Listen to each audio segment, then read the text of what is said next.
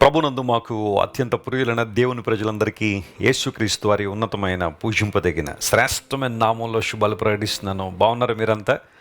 గత రాత్రి దేవుడు చక్కని విశ్రాంతిని మనకు అనుగ్రహించి ఉదయకాల సమయంలో మరొకసారి ఆయన దివ్య పాద సన్నిధిలో మనందరం ఆయన స్తుతించినట్లుగా, ఆయన గణపరిచినట్లుగా దేవుడు మనకిచ్చిన మంచి అవకాశాన్ని బట్టి మనం ప్రభువును స్తుతించాలి. బైబిల్ సెలవిస్తూ ఉంది, యెహోవా దయాళుడు, ఆయన మంచివాడు.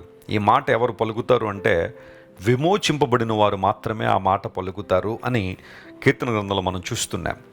నిజంగా విమోచింపబడిన వారు, ఆత్మీయ జీవితంలో విడుదల పొందినవారు ప్రభువు మంచివాడు, ఆయన దయాళుడు అని పలుకగలరు. చాలామంది గాడ్ ఈజ్ గుడ్ అనే మాట చెప్పగలరు, కానీ అనుభవపూర్వకంగా ఎవరు చెప్పగలరంటే విమోచింపబడిన వారు.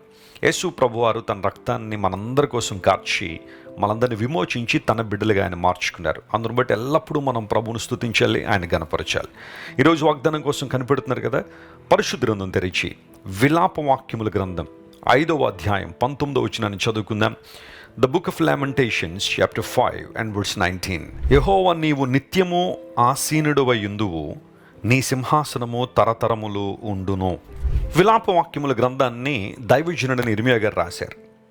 ఇర్మియా భక్తుడు పరిశుద్ధ గ్రంథంలో 2 పుస్తకాలను రచించారు, లేదా 2 పుస్తకాలను రాశారు. ఒకటి ఇర్మియా గ్రంథం, ఆయన అనుభవాలే చాలా మట్టుకు అందులో మనకు కనబడతాయి. ఆయనకు ఒక రైటర్ ఉండేవాడు, ఆయన దగ్గర లేఖికుడు ఒక ఆయన ఉన్నాడు. అతను కూడా ఇర్మియా గారి జీవితం చెబుతూ ఉంటే ఆయన రాస్తున్నాడు. ఆ తర్వాత విలాప వాక్యముల గ్రంథాన్ని కూడా ఇర్మియా గారే రాశారు. అందును బట్టే ఇర్మియా గారిని విలాప ప్రవక్త అని పిలుస్తారు.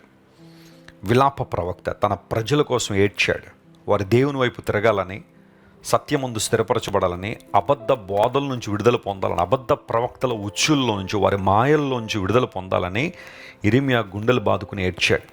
తన ప్రజల రక్షణ కోసం, పునరుద్ధరణ కోసం, సమకూర్పు కోసం ఇర్మియా దేవుని సన్నిధిలో కన్నీళ్లు కార్చాడు. ఈ విలాప వాక్యముల గ్రంథంలో చివరి అధ్యాయం ప్రారంభం ఎలా ఉంటుందంటే, ప్రభువా, మాకు కలిగిన శ్రమను నువ్వు జ్ఞాపకం చేసుకో. మేము నిందపాలయ్యా. ఎందుకంటే మా పాపము, మేము చేసిన పాపము మమ్మల్ని నిందల పాలు చేసింది, మాకు శ్రమను తీసుకొచ్చింది, మా తల మీద నుండి కిరీటం పడిపోయింది. దేవుడిచ్చిన అధికారం, దేవుడిచ్చిన మహిమ కిరీటానికి సాదృశ్యమైతే, ఒక మనిషి పాపం చేయడం ద్వారా అది ఏ రూపంలోనైనా, ఏ స్థాయిలోనైనా దేవుడు వారి మీద ఉంచాలనుకుంటున్న కిరీటాన్ని వారు తీసేసుకుంటున్నారు, శ్రమల పాలవుతున్నారు, నిందల పాలవుతున్నారు. ఆ సందర్భంలో దైవజనుడు ఏమంటున్నాడంటే, యెహోవా, నీవు నిత్యము ఆసీనుడు అయి ఉంటావు, నీ సింహాసనం తరతరములు ఉంటుంది అనే మాట వాడాడు. దేవుడు నిత్యము సింహాసనాసీనుడు. Praise the lord for that. మన దేవుడు సింహాసనం మీద ఆసీనుడై ఉన్నవాడు. ఆయన సింహాసనం ఎలాంటిది? కొంతమంది రాజులు, చక్రవర్తులు, ప్రపంచం నిలబడి చేసిన వారు రకరకాల సింహాసనాలు వేసుకున్నారు. నేను కొన్ని ప్రాంతాల్లో ప్రపంచంలో తిరిగినప్పుడు, కొన్ని మ్యూజియంస్ వెళ్ళినప్పుడు పూర్వదినాల్లో రాజులు వాడిన ఆ సింహాసనాన్ని నేను కూడా చూసేవాడిని. వాటిని చూస్తూ ఉంటే, వాటి డిజైన్స్ కావచ్చు, వాటి స్ట్రక్చర్ కావచ్చు, చూస్తున్నప్పుడు చాలా ఆశ్చర్యం అనిపించేది. కొంతమంది ఇంకా సంపూర్ణంగా బంగారంతో సింహాసనాలు చేయించుకున్నవారు, వజ్రాలతో పొదిగించుకున్నవారు, దంతములతో సింహాసనాలు వేసుకున్న వాళ్ళు ప్రపంచంలో చాలామంది ఉన్నారు. అయితే దేవుని సింహాసనం ఎలా ఉంటుందా అని, ఆ సింహాసనాన్ని బైబిల్ ఏ విధంగా వివరణించింది అని ఆలోచన చేస్తే లేఖనాల్లో చాలా మాటలు ఉన్నాయి.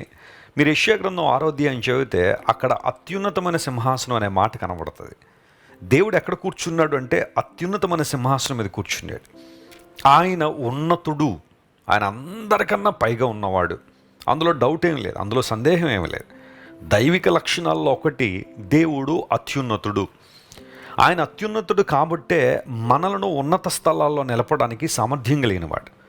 ఒకవేళ ఈరోజు నీ జీవితంలో లోతైన స్థలముల్లో, అగాధ జలముల్లో చిక్కుకొని పైకి లేవలేని పరిస్థితులని ఉంటే, నీ దేవుని సామర్థ్యం ఎంత గొప్పది అంటే, ఆయన తన చెయ్యి చాపి, బలీయమైన తన బాహువును చాపి నిన్ను పైకి లేవనెత్తి ఉన్నత స్థలాల్లో దేవుడు నిలబెట్టగలడు.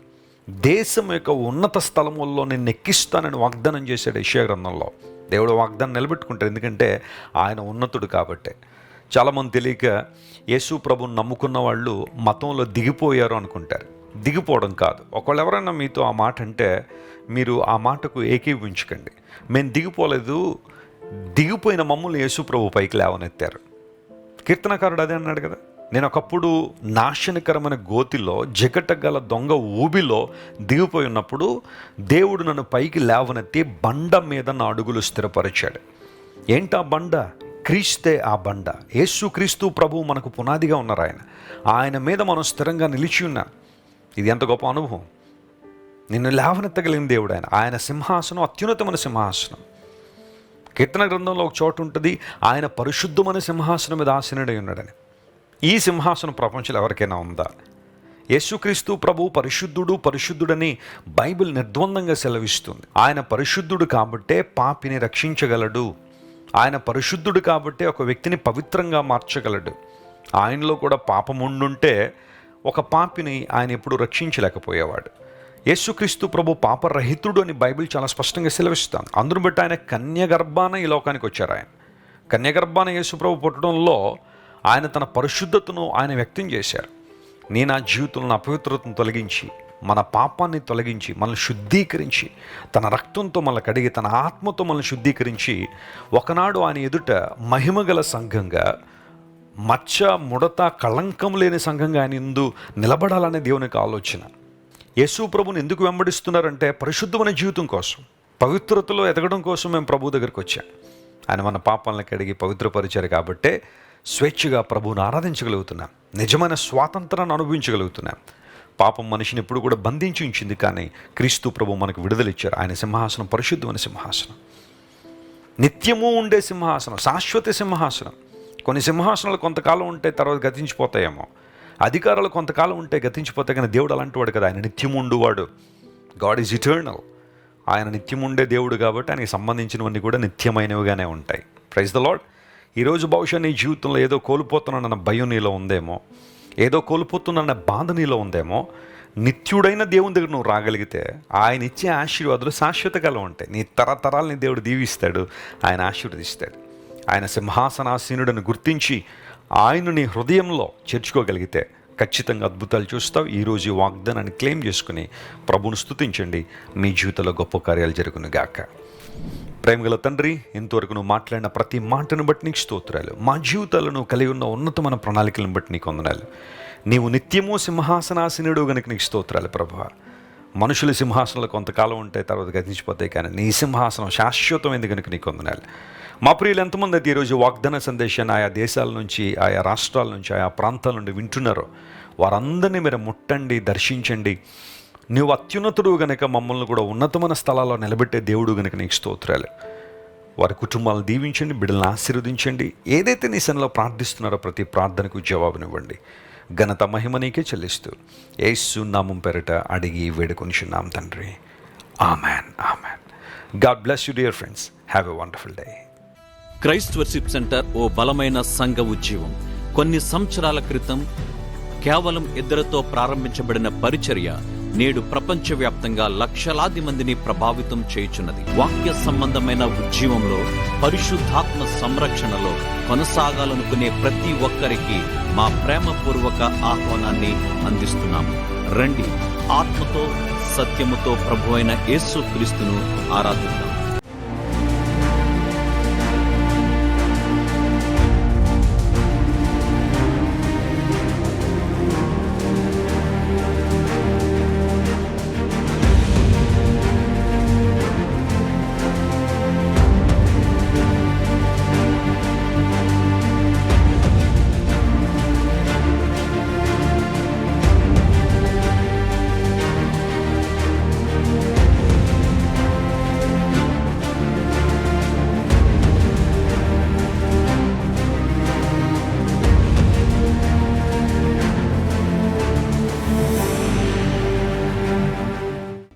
మీరు ఇంతవరకు విన్న దైవ సందేశం మరియు దేవుని సేవకులు చేసిన ప్రార్థన మీకు ఆశీర్వాదకరముగా ఉన్నదని విశ్వసించుచున్నాము. ఈ సందేశాన్ని మీ స్నేహితులకు, బంధువులకు షేర్ చేయండి. మీకు ఏదైనా ప్రార్థన అవసరత ఉన్నచో మా ఫోన్ నంబర్లకు కాల్ చేయండి.